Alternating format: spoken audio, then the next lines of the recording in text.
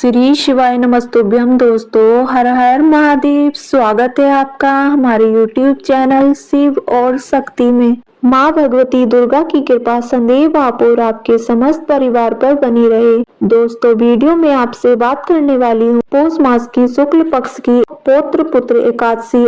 अब इस एकादशी व्रत के नाम से ही पता चलता है कि इस एकादशी का व्रत धारण करने से संतान संबंधी समस्याएं दूर होती हैं।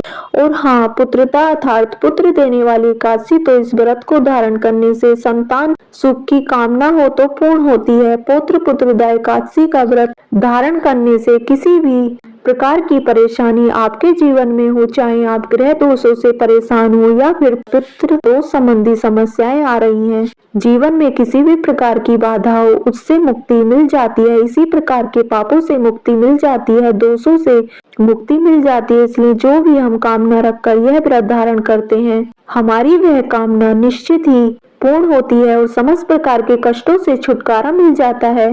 तो प्रत्येक मनुष्य को एकादशी का व्रत अवश्य धारण करना चाहिए। अब मान लीजिए कि आप किसी कारणवश व्रत नहीं कर पा रहे हैं, तो भी आपको एकादशी के दिन भगवान श्री हरि विष्णु की विधि विधान से पूजा करनी चाहिए और कुछ विशेष नियमों का पालन करना चाहिए। तो इस वीडियो में आप जानेंगे कि साल एकादशी की तिथि कब प्रारंभ हो रही है, कब समाप्त हो रही है, व्रत हमें कब धारण करना है और पारण करने का यानी कि व्रत खोलने का शुभ मुहूर्त क्या है, पौत्र पुत्रदा एकादशी के दिन किस प्रकार से भगवान श्री हरि की पूजा की जाती है कि इस व्रत का संपूर्ण फल प्राप्त हो। और जिस भी कामना से हम व्रत धारण करते हैं या बिना व्रत के आराधना मात्र भी कर रहे हैं, तो हमारी वह मनोकामना पूर्ण हो जाती है। इसके लिए आज विशेष क्या करना चाहिए, संपूर्ण जानकारी आपको आज की वीडियो में शेयर करने वाली हूँ।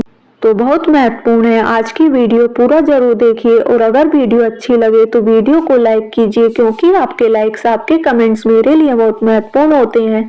यही एकमात्र जरिया है जिससे मुझे पता चलता है कि आपको मेरी वीडियो अच्छी लगती है, उपयोगी लगती है। तो अगर वीडियो अच्छी लगे तो लाइक तो जरूर किया कीजिए। दोस्तों, पुत्रदा एकादशी वर्ष भर में 2 बार आती है, एक सावन के महीने में और दूसरी आती है पौष मास में। और ऐसा शास्त्रों में कहा गया है कि जो भक्त इस व्रत को विधि विधान से धारण करते हैं और श्रद्धा पूर्वक भगवान श्री हरि विष्णु की पूजा आराधना करते हैं, निश्चित ही भगवान श्री हरि विष्णु उनके वंश की वृद्धि करते हैं, उनके कुल की वृद्धि करते हैं, उनके धन की वृद्धि करते हैं और उन्हें उनकी परेशानियों से मुक्ति दिलाते हैं। तो बहुत महत्वपूर्ण है इस एकादशी का व्रत।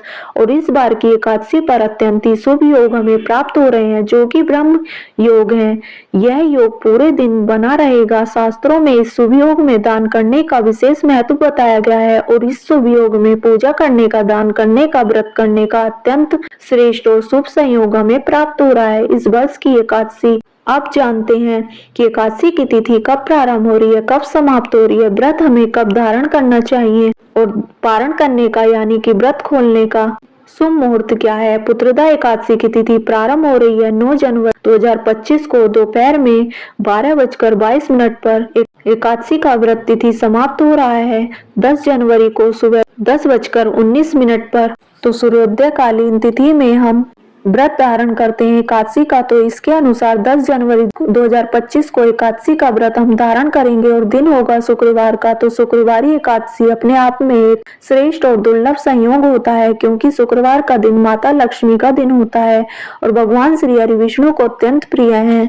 एकादशी तिथि ऐसे में भगवान श्री हरि विष्णु और माँ लक्ष्मी की जो हम संयुक्त रूप से पूजा करते हैं, वह हमारी हर प्रकार की परेशानी से मुक्ति मिलती है। और किसी भी प्रकार की कामना हो, सुख समृद्धि, संतान सौभाग्य, विवाह या फिर दाम्पत्य जीवन को सुखमय बनाना चाहते हैं, तो यह दिन आपके लिए सर्वश्रेष्ठ है। व्रत नहीं भी करते हैं मतलब व्रत करते हैं तब तो अत्यंत ही श्रेष्ठ है। अगर व्रत नहीं भी करते हैं तो भी आपको विधि विधान से संयुक्त रूप से श्री हरि विष्णु और माता लक्ष्मी की आराधना इस दिन जरूर करनी है। 10 जनवरी 2025 को सूर्योदय काल का समय है सुबह 7:14 पर। सूर्यास्त का समय होगा शाम को 5:54 पर। राहु काल जो कि अशुभ काल होता है, इस समय में कोई भी शुभ कार्य नहीं करना चाहिए और वह समय आपको प्राप्त हो रहा है सुबह 11:14 से दोपहर में 12:34 तक।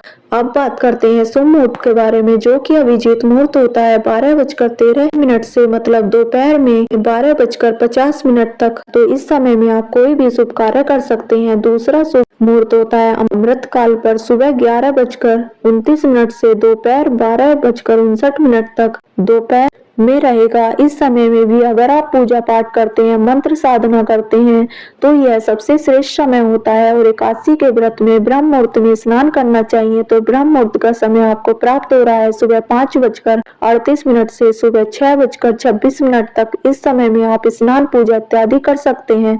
और अब जानते हैं पारण का यानी कि व्रत खोलने का शुभ मुहूर्त क्या है। तो देखिए, व्रत हम खोलते हैं द्वादशी तिथि में और द्वादशी तिथि प्रारंभ हो जाएगी 10 जनवरी को सुबह 10:19 पर और समाप्त हो रही है 11 जनवरी को सुबह 8:21 पर।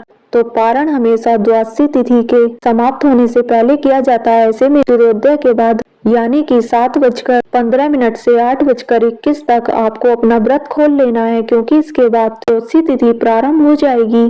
तो द्वादशी तिथि समाप्त होने से पहले आपको अपना व्रत अवश्य खोल लेना है। ठीक है, संपूर्ण रूप से नियम और पूजा विधि जानने के लिए जुड़े रहिए। अगर आपको हमारी वीडियो अच्छी लगी हो तो वीडियो को लाइक करें, चैनल को सब्सक्राइब करें और कमेंट बॉक्स में हर हर महादेव अवश्य लिखें। धन्यवाद।